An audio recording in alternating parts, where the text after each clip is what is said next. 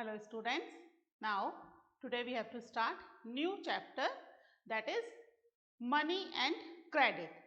This chapter is from our economics book, है ना. Economics की बुक से थर्ड चैप्टर है. This is money and credit. ठीक है.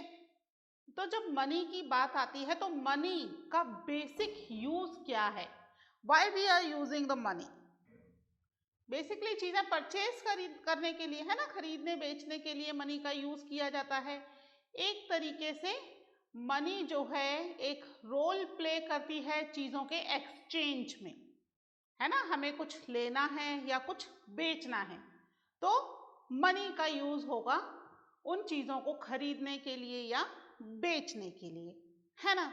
तो एंशियंट टाइम में कैसे होता था? क्या एंशियंट टाइम में भी मनी एग्जिस्ट करती थी? हाँ, कुछ राजाओं ने कॉइन्स वगैरह इशू किए थे, है ना. हम देखते हैं गोल्ड के, सिल्वर के, हिस्ट्री में भी हम पढ़ते हैं कि हमें कैसे पता अरब ट्रेडर्स इंडिया आए थे या फिर इजिप्ट से लोग इंडिया आए थे. किस कंट्री के लोग इंडिया आए थे? क्योंकि हमें वहां के कॉइन्स मिले हैं, है ना. वहां के कॉइन्स मिले हैं, उन कॉइन्स पर वहां के सिंबल्स बने हुए थे. तो उसको देखकर हमें पता चला कि भाई एंशियंट टाइम में किस किस कंट्री से हम बिजनेस करते थे और हमारे यहाँ से क्या क्या कॉइन्स या हमारे यहाँ से ट्रेडर्स कहाँ कहाँ जा रहे थे, तो हमारे कॉइन्स उन लोगों को वहां मिले हैं. तो कॉइन्स थे, यानी एंशियंट टाइम में भी एक्सचेंज के लिए मनी, तो प्रॉपर अभी मनी अब एग्जिस्टेंस में आई है बाद में. मनी से पहले तक कॉइन्स चल रहे थे. अलग अलग राजा अपने अपने हिसाब से अलग अलग कॉइन्स इशू करते थे. जब कॉइन्स भी इन्वेंट नहीं हुए थे तब कैसे हम चीजों को एक्सचेंज करते थे? तो तब चीजों को एक्सचेंज करने के लिए क्या होता था कि चीजें ही एक्सचेंज होती थी, है ना. पैसे से चीजें नहीं खरीदी या बेची जा रही. क्या कर रहे हैं वो लोग? सामान को एक्सचेंज कर रहे हैं, है ना. यानी कि अगर मुझे चावल की जरूरत है मान लीजिए, है ना, और किसी और को शूज की जरूरत है. उसके पास चावल है और मेरे पास शूज हैं, तो हम आपस में चीजें एक्सचेंज कर लेंगे. मुझे चावल की जरूरत है, मैं उससे चावल ले लूंगी, और उन्हें शूज की जरूरत है, वो मुझसे शूज ले लेंगे. सामानों का एक्सचेंज हो गया विदाउट हेल्प ऑफ मनी, है ना. हमने चीजें एक्सचेंज कर ली. लेकिन इसमें एक प्रॉब्लम ये है कि दोनों व्यक्तियों के पास सामान हो और दोनों को उस ही सामान की नीड भी हो. यानी अगर मुझे राइस चाहिए और मेरे पास शूज हैं तो मुझे एक ऐसा व्यक्ति ढूंढना पड़ेगा जिसको शूज की नीड हो और उसके पास राइस अवेलेबल हो.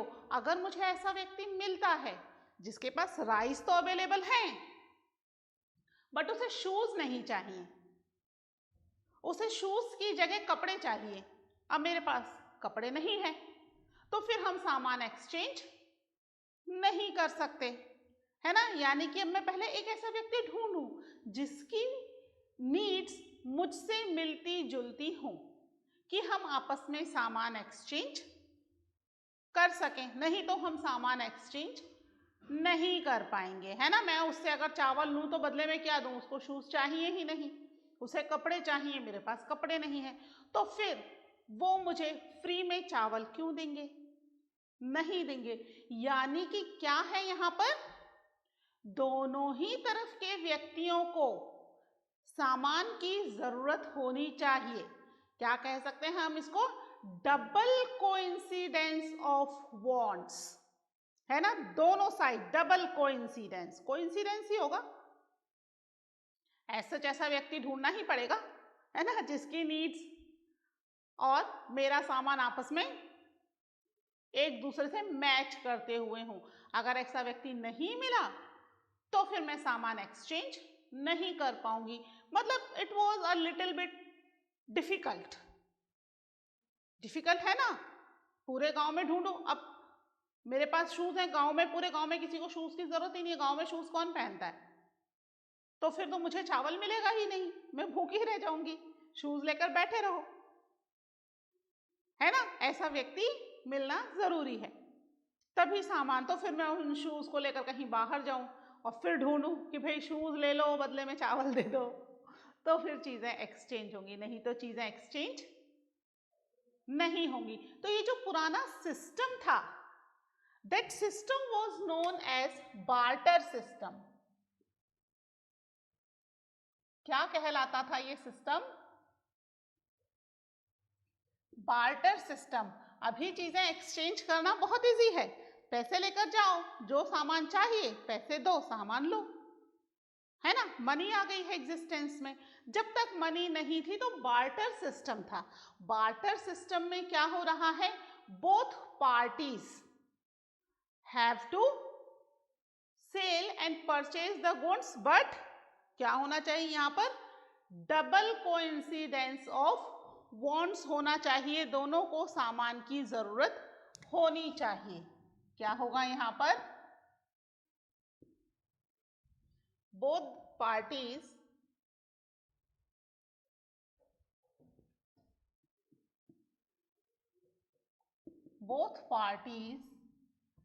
have to sell and purchase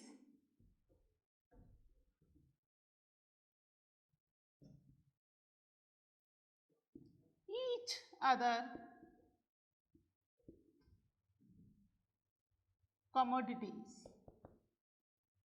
ठीक है, have to sell and purchase each other commodities, एक दूसरे की commodities को सेल और परचेज कर सके। ठीक है ना, have to agree,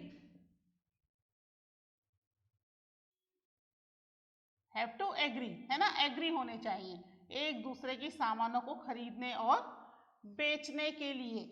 ठीक है, अगर ऐसा होता है तो क्या कहलाएगा ये? That is double coincidence of wants. ठीक है,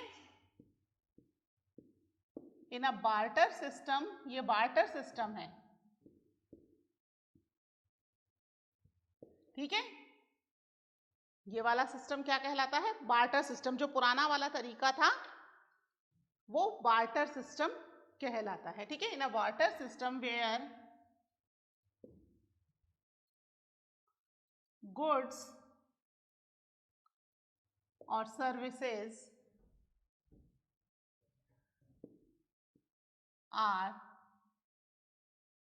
directly or indirectly,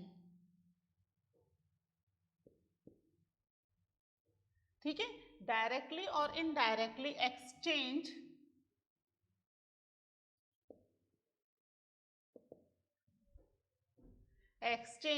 without the use of money। ठीक है, exchange without the use of money, this is known as double coincidence of wants। ठीक है, क्या कहलाएगा ये? Coincidence of wants. ठीक है, दोनों को सामान की जरूरत होनी चाहिए तभी सामान एक्सचेंज होगा। अगर उनमें से किसी एक को सामान की जरूरत नहीं है तो क्या सामान एक्सचेंज होगा? नहीं होगा।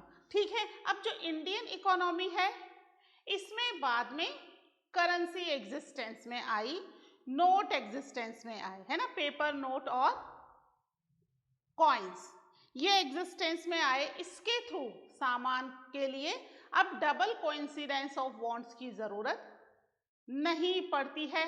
हम कोई भी सामान हमें खरीदना या बेचना है तो directly we can exchange it with the money, है ना। तो मनी यहाँ पर क्या रोल प्ले कर रही है? मीडियम ऑफ एक्सचेंज, है ना, चीजों को एक्सचेंज करने का रोल प्ले कर रही है। This is the barter system, है ना। ये एंशिएंट टाइम का है, प्रेजेंटली एग्जिस्ट नहीं करता है, ठीक है। और प्रेजेंटली जो है वो करेंसी आ गई है, हर कंट्री की अपनी अपनी अलग अलग करेंसीज हैं। अकॉर्डिंग टू दैट करेंसी उन कंट्रीज में सामान को एक्सचेंज किया जा सकता है, इसके लिए उन्हें और किसी चीज की जरूरत नहीं है, ठीक है। तो हम अब पढ़ेंगे अबाउट द करेंसी की वाई द करेंसीज ओनली, है ना। पर्टिकुलर करेंसीज हैं तो वही करेंसीज क्यों एग्जिस्टेंस में है ना। एक बार इसको आप नोट कर लीजिए, डबल कोइंसिडेंस ऑफ बॉन्ड्स को, ओके।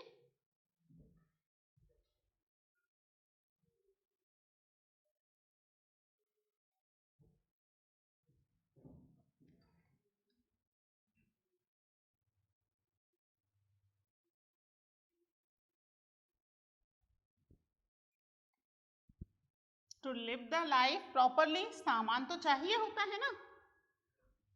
अब अगर सामान को परचेज करने के लिए या सेल करने के लिए डिफिकल्टी आएगी तो क्या हो जाएगा, बिजनेस में बहुत ज्यादा प्रॉब्लम हो जाएगी, है ना। तो इसके लिए मॉडर्न फॉर्म ऑफ करेंसी आया है, ठीक है। मॉडर्न फॉर्म ऑफ मनी, कि मनी का मॉडर्न फॉर्म क्या है, ठीक है। मनी का मॉडर्न फॉर्म क्या है, कॉइन्स। और जैसे पुराने टाइम में कॉइन्स थे, प्रेजेंटली पेपर नोट्स हैं। तो मनी ही क्यों, मनी क्या रोल प्ले कर रही है, money act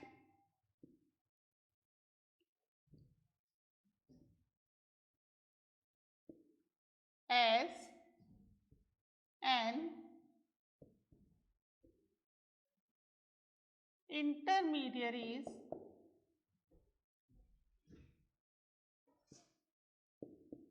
in the exchange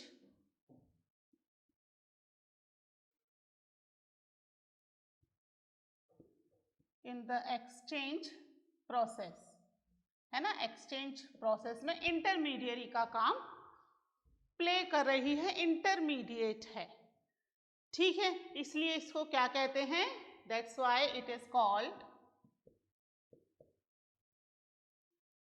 medium of exchange.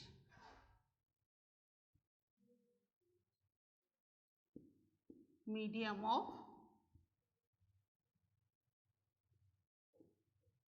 Exchange कहलाती है, ठीक है। पुराने टाइम में जो थे that was basically coins was into existence, है ना। Silver coins, gold coins, bronze coins, depend on the dynasty की किस तरह की डायनेस्टी है, रिच डायनेस्टी है या पुअर डायनेस्टी। अगर रिच डायनेस्टी है then they use the coins of silver and gold, है ना। रिच डायनेस्टी है तो प्रीशियस मेटल को यूज किया जाता है। अगर डायनेस्टी बहुत रिच नहीं है तो they can use the coins of the bronze, copper, है ना। अलग मेटल के, किस तरीके के मेटेलिक मटेरियल से ये कॉइन्स बनाए जाते थे, है ना। और वो मेटेलिक मटेरियल बताता था कि ये जो डायनेस्टी है, जिस डायनेस्टी ने ये कॉइन्स इशू किए हैं वो डायनेस्टी कैसी है, रिच है, पुअर है। And with the help of that coins the people of that dynasty, that particular dynasty exchange the commodity, है ना। गोल्ड और सिल्वर की जो वैल्यू थी that was much higher than the bronze and the copper, ठीक है। जो traders आते थे अकॉर्डिंगली इन कॉइन्स की वैल्यूज के अकॉर्डिंगली लगाई जाती थी, ठीक है। एक बार डायनेस्टी में राजा फिक्स कर देता था कॉइन्स की वैल्यू, उसके हिसाब से। मीन्स ये जो कॉइन्स हैं इनकी अपनी खुद की भी एक वैल्यू थी, यानी अगर गोल्ड को एज अ कॉइन यूज ना किया जाए, है ना, तो भी गोल्ड की अपनी एक वैल्यू है या नहीं है। सोने का है ना, गोल्ड की तो वैल्यू है मार्केट में, वैसे ही सोना बिक जाएगा, है ना। सामान खरीदा बेचा ना जाए तो भी, तो गोल्ड, सिल्वर, कॉपर, ब्रॉन्ज, ये जो मेटल्स थे they have their own value also. अब अगर हम बात करें हमारे पेपर करेंसी की, पेपर करेंसी की अपनी कोई वैल्यू है क्या? नहीं है, है ना। अभी जैसे गवर्नमेंट ने वो कर दिया था ना डिमोनेटाइजेशन, तो वो 500 और 1000 के नोट पेपर का टुकड़ा रह गए थे, उनकी कोई वैल्यू नहीं है। अभी पुराने वाले 1000 का नोट लेकर निकल जाओ मार्केट में, कोई आपसे एक चीज भी आपको बेच दे उस 1000 के नोट में, 1000 के नोट में बोलो कि भैया मुझे तो 500 का ही सामान दे दे, 100 रुपए का सामान दे दे इस 1000 के नोट में, तो भी कोई आपको देगा नहीं, क्योंकि उस 1000 के नोट की अब कोई वैल्यू नहीं है। क्यों नहीं है? क्योंकि वो 1000 का नोट गवर्नमेंट ने बंद कर दिया है ना। जबकि पहले उसी 1000 नोट के 1000 रुपए के नोट की पूरी वैल्यू थी 1000, है ना। यानी कि अभी जो कागज का टुकड़ा है वो 1000 का नोट क्या हो गया? कागज का टुकड़ा ही हो गया एक, उसकी अब कोई वैल्यू नहीं है। एक पेपर की वैल्यू है, रद्दी में भी नहीं बिकेगा, रद्दी में भी क्या मिलेगा उसका, इतना पतला सा तो कागज का नोट है ना। वहीं अगर कॉइन होता आपका गोल्ड का कॉइन और गवर्नमेंट बंद कर देती गोल्ड के कॉइन्स को, तो गोल्ड की तो कीमत मिलती, वो कॉइन उसके हिसाब से ना चलकर मार्केट में नहीं बिकता, बट गोल्ड के हिसाब से ज्वेलर्स तो खरीद लेते उसको। यानी गोल्ड कॉइन की अपनी खुद की वैल्यू है, पेपर करेंसी की अपनी खुद की कोई वैल्यू नहीं है। ठीक है, तो ऐसा क्यों है? ये जो करेंसी है इसकी वैल्यू क्यों मानी जा रही है? ठीक है, तो हम पढ़ते हैं अबाउट द करेंसी। ठीक है, ये करेंसी जो है हमारे यहाँ पर करेंसीज कौन सी वाली करेंसीज हैं? दैट इज पेपर नोट और कॉइन्स। ठीक है ना, modern form of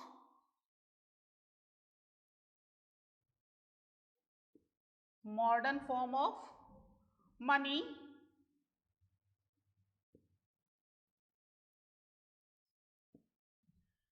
include the paper note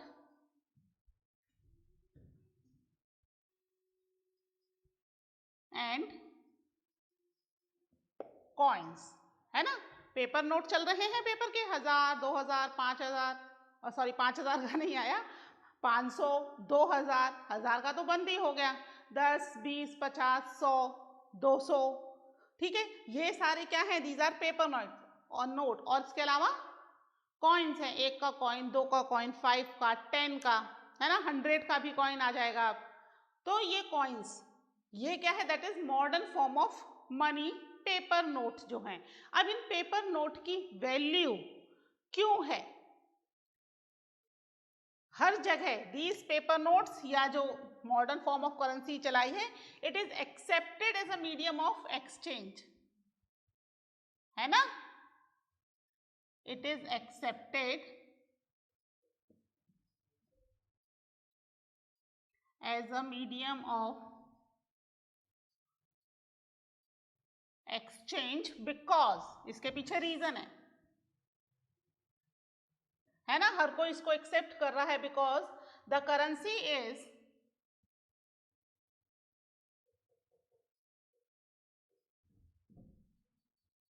authorised by the government of country, है ना,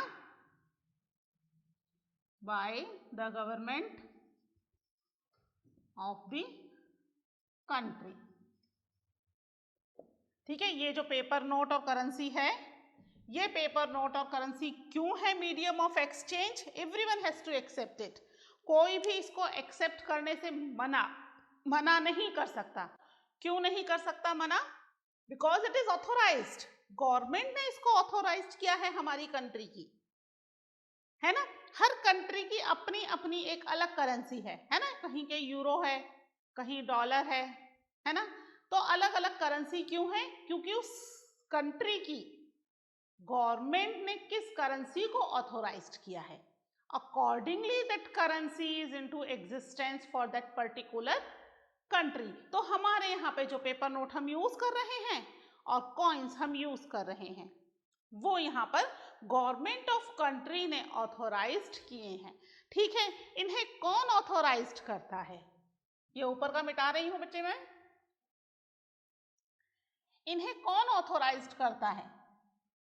इन्हें गवर्नमेंट ऑथोराइज्ड करती है ना? सेंट्रल गवर्नमेंट के हिसाब से। ये तो आपको डिमोनेटाइजेशन के समय में पता चल ही गया होगा कि सेंट्रल गवर्नमेंट इन्हें ऑथोराइज्ड करती है। ठीक है, तो अब सेंट्रल गवर्नमेंट ने इनको ऑथोराइज्ड कर दिया। इनके बिहाफ पर अब करेंसी कौन इशू करेगा? कौन ये 1000 के, 500 के, 100 के, 2000 के नोट प्रिंट करेगा, या किस तरीके के नोट होंगे, ये सब कौन इशू करेगा? अब भाई कंट्री की गवर्नमेंट के पास ना इतना टाइम है ना, ना इतनी एनर्जी की वो ये सब चीजें डिसाइड करें। तो इसके लिए यहाँ पर रिजर्व बैंक ऑफ इंडिया है, इंडिया के अंदर, है ना।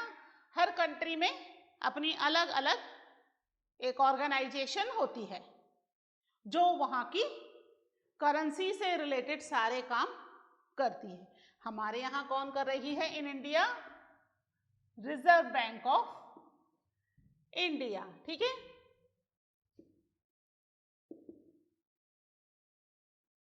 The reserve Bank of India is issued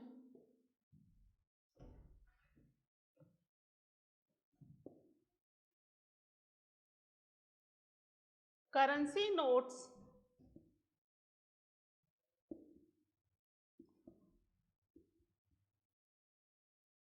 on the behalf of government, है ना। इशूड नहीं होगा, इश्यूज होगा। ठीक है, तो यहां पर कौन कर रही है? Reserve Bank of India government के बिहाफ पर कर रही है। ठीक है, अपनी इच्छा से नहीं कर रही है। ठीक है, on the behalf of government. ठीक है, गवर्नमेंट भी कौन सी government? That is central government, है ना। सेंट्रल गवर्नमेंट, सेंट्रल गवर्नमेंट के बिहाफ पर इशू कर रही है, और इसको each and every citizen in the country has to accept it. कोई भी इसको एक्सेप्ट करने से मना नहीं कर सकता, है ना। आप अगर आज मार्केट में 100 का पुराना नोट, जैसे वो गवर्नमेंट ने बंद नहीं किए हैं, है ना, 10-20 के पुराने नोट वो भी गवर्नमेंट ने बंद नहीं किए हैं, तो उसके बदले में अगर आप जाओगे मार्केट में तो आपको सामान मिलेगा। लेकिन वो जो 500 और 1000 के नोट गवर्नमेंट ने बंद कर दिए हैं, है ना, सेंट्रल गवर्नमेंट ने बंद कर दिए हैं, तो अब आप अगर उन नोट को लेकर के मार्केट जाओगे तो आपको उन नोट के बदले में कुछ भी सामान नहीं मिलेगा, क्योंकि अब वो गवर्नमेंट के द्वारा ऑथोराइज्ड नहीं रहे, गवर्नमेंट ने बंद कर दिए हैं वो, है ना। एक टाइम पीरियड तक वो एक्सचेंज भी किए गवर्नमेंट ने कि भाई आप अपने पुराने नोट ले आओ और उतने ही कीमत के नए नोट ले जाओ। वो एक्सचेंज भी किया था गवर्नमेंट ने कुछ टाइम पीरियड तक। फिर भी अगर हमारे पास कोई नोट इधर उधर रखा रह गया है तो क्या वो अब चलेगा? नहीं चलेगा, है ना। क्यों नहीं चलेगा? Because now it is not authorised. उसकी जो ऑथेंटिसिटी थी वो एक पर्टिकुलर टाइम पीरियड तक थी, उस पर्टिकुलर टाइम पीरियड के बाद उसकी ऑथेंटिसिटी खत्म हो गई है, और अब जो नए नोट एग्जिस्टेंस में आए हैं किसने करे हैं? That is central government of India ने। ठीक है, और सेंट्रल गवर्नमेंट ऑफ इंडिया के बिहाफ पर रिजर्व बैंक ऑफ इंडिया ये ही सारा काम देखती है करेंसी नोटों से रिलेटेड, है ना, कि भाई ये करेंसी नोट कैसे होंगे, ठीक है, क्या डिजाइनिंग होगी। अप्रूव करवाए जाते हैं विद द मिनिस्ट्री, लेकिन सारा काम यही देखती है। इनको प्रिंट करना है, कितने प्रिंट करने हैं, क्या सिंबल्स रखने हैं, है ना। हर एक नोट की पहचान, जैसे ब्लाइंड पीपल के लिए हर नोट पे एक स्पेशल पहचान होती है, वो पहचान बनाना, है ना। हर नोट की ऑथेंटिसिटी डिसाइड करना कि ये नोट किस तरीके से नोट ऑथेंटिक होगा, क्योंकि कई बार मार्केट में नकली नोट भी आ जाते हैं, तो फिर कैसे फर्क किया जाएगा, है ना, how to differentiate. As it is नकली नोट आ जाते हैं, तो ये सब चीजें कि उसमें डिफरेंशिएट करने के लिए क्या क्या स्पेशलिटी डाली जाएगी, that is also decided by the reserve Bank of India. और पूरी कंट्री में, इंडिया के with in the border inside the India, no one can refuse to accept this currency note which is issued by Reserve Bank of India and authorized by the government of India। ठीक है, इसको पूरी country में कहीं पर भी कोई भी लेने से मना नहीं कर सकता। आपको जो भी सामान खरीदना है या बेचना है तो आप किसके थ्रू करोगे? With the these currency note. ठीक है, तो ये एक्सचेंज का एक बहुत बड़ा मीडियम है। ठीक है, it can not be refused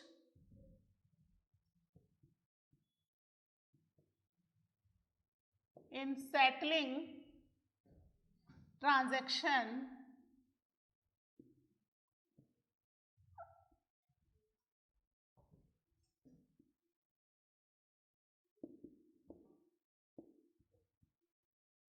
in India। ठीक है, ये इंडिया के अंदर किसी भी तरह का कोई भी ट्रांजैक्शन सेटल करने से मना नहीं कर सकता है और इनके हिसाब से ही accordingly we have to use these currency notes, either these are coins और दीज आर नोट्स। ठीक है, और हमें अकॉर्डिंग टू द ऑथेंटिसिटी, हम ऑथेंटिसिटी वाले नोट ही यूज करेंगे, पुराने नोट मत लेकर चल देना, है ना, वो क्या हो गए हैं, now it is ban, government ने उनकी ऑथेंटिसिटी खत्म कर दी, they are not authorised by the government. ठीक है, अब जो नए नोट आए हैं which is issued by Reserve Bank of India, है ना, वही नोट अब एग्जिस्टेंस में रहेंगे और उन्हीं नोटों से मार्केट में you can exchange any of the commodity और एनी ऑफ द सर्विस। ठीक है, तो ये हुआ हमारा अबाउट द करेंसीज जो भी प्रेजेंट में एग्जिस्ट कर रही है। फिर हम पढ़ते हैं इन करेंसीज का किस किस तरीके से हम यूज कर रहे हैं, हम भी यूज कर रहे हैं और अपनी करेंसीज को हम किस तरीके से कम ज्यादा करेंगे। ठीक है, that we will discuss in the next lecture. Okay, till then take care, bye.